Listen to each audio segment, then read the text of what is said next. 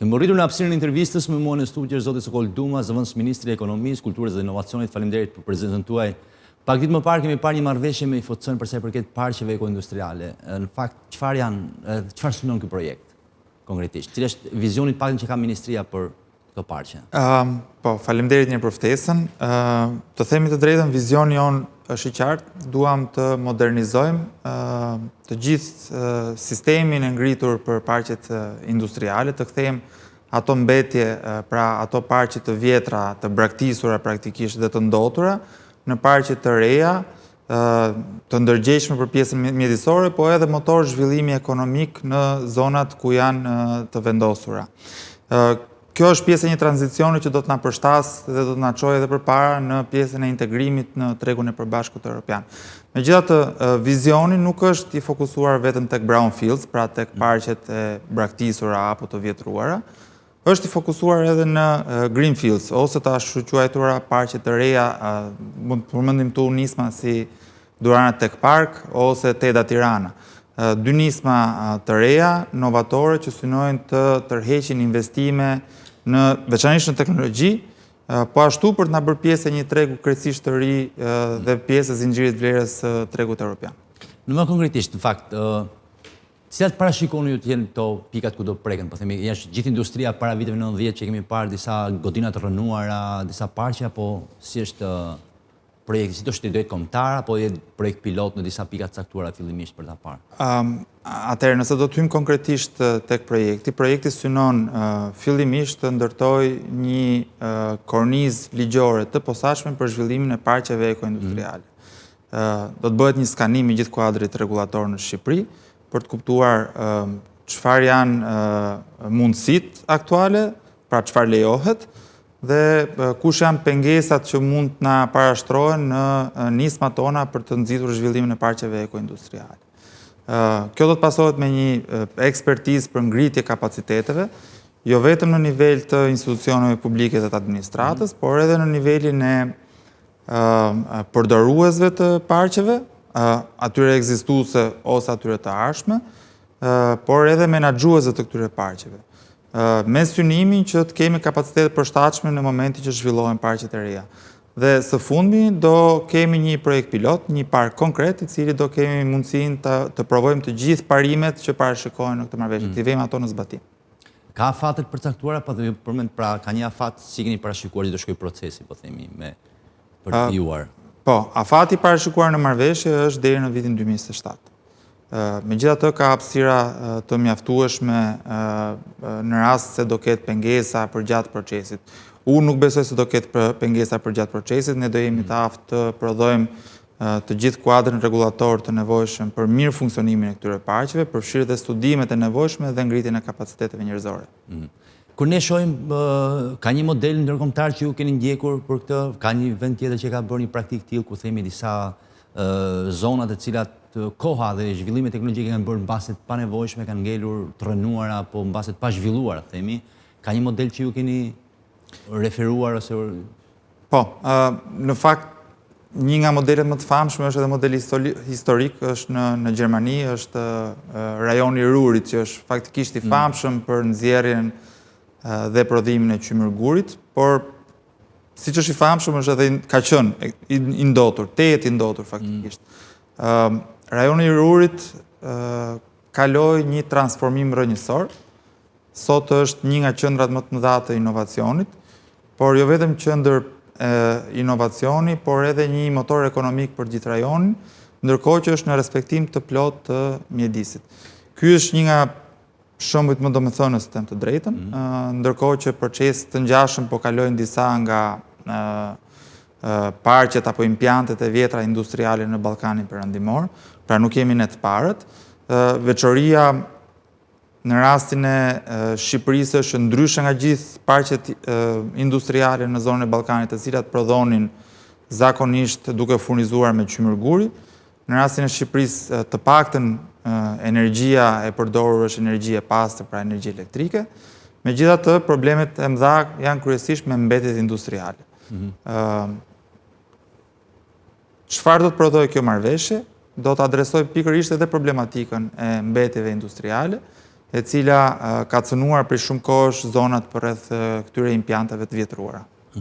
Pra nëse po kuptoj, është çështja e ndotjes së zgjidhet njëkohësisht, por edhe krijon disa pole të reja zhvillimi për rajonet e caktuara, ëh? Pa diskutim. Synimi nuk është vetëm pikpamja ekologjike. Natyrisht që ka një element të thellë ekonomik, duke nisur nga kursimi në suportin e parqeve ekoindustriale. Por patjetër që është edhe pjesa e qëndrueshmërisë ekonomike. Parqet të tilla ekoindustriale mund të arrijnë investime deri në vlerën 240 milionë euro. Ose nëse flasim për kursim, deri në 2 milionë euro kursim vetëm për prodhim energjie. Por nga ana tjetër japi një nxitje ekonomike për zonat përreth që është e pamatshme praktikisht. Kur ne mendojmë park ego-industrial, po themi, çfarë elementesh ka një park ego-industrial, po themi? Çfarë, duke parë modelin gjerman për shembull?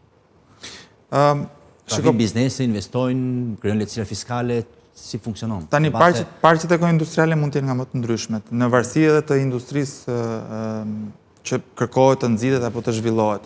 Unë përmenda Durana Tech Park apo Teda Tirana, secila ka specifikat e veta. Në rastin e Duranës është thellësisht i fokusuar tek zhvillimi digjital dhe tek inovacioni.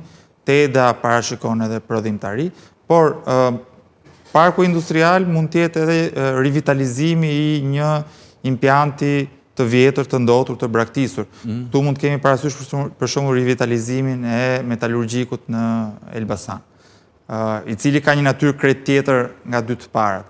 Por mund të kemi parasysh edhe impiante si ish kombinati në Tiranë, i cili gjithashtu mund të jetë pjesë e kësaj marrëveshje dhe mund të jetë në fokus të kësaj marrëveshje. Në vijim, pasi të kemi përfunduar fazën përgatitore dhe gjithë prodhimin e kuadrit rregullator të nevojshëm, do të përzgjidhet edhe një nga këto parqe. Idealisht shpresojmë që të jetë një brownfield, pra një park ekzistues i cili të rivitalizohet. Dhe patjetër ato që unë përmenda mund të jenë pjesë e këtij projekti. Pra, për secilin park ka një lloj specifike ndryshe, pra nuk mund të themi që kemi një strategji të shtrirë në rang kombëtar që gjithë këto parqe do konvertohen në diçka ndryshe, pra si rast pas rasti do studion secili. Po, rast pas rasti do studion secili. Projekti parashikon, siç e përmenda, ndërtimin e të gjithë kornizës ligjore në thelb. Çfarë ndryshimi në fakt po përgatisni për këtë fushë, për kornizë ligjore? Po, pika e parë e kësaj marrëveshje është pikërisht kjo. Së pari bëhet verifikimi i kuadrit ligjor ekzistues dhe kuptojmë kush janë mangësitë. Pasi të kuptojmë kush janë mangësitë nëpërmjet këtij projekti dhe ekspertëve të IFC-s, do të filloj punën grupi i përbashkët i punës për hartimin e ligjeve të nevojshme. Por sa i përket jo e përmendet, po bizneset në vetvete, si du t'i shohin këto parqe, po themi, çfarë ofrojnë për ato për t'u angazhuar në këto projekte, po themi? Ka objektiv besoj dhe marrëveshje me IFC-n për të rreshtur dhe investime? Po, praktikisht marrëveshja në drejtim të bizneseve nuk është me përfitim të drejt për drejt, sepse jemi në nivelin këshillimor, i cili hap rrugën zhvillimeve të mëtejshme, ku patjetër parashikohen dhe investime dhe financime, por jemi ende në fazë të parë. Për sa i përket përfitimeve që mund të kenë bizneset në këto parqe, ndryshojnë në varësi të statusit që ka parku. Aktualisht unë përmenda dy parqe të reja që janë nisma të fundit, pra Durana dhe Teda. Secili nga këto parqe ka benefitet e veta fiskale, por ndryshojnë në varësi të specifikave dhe llojit statusi që ka vetë parku.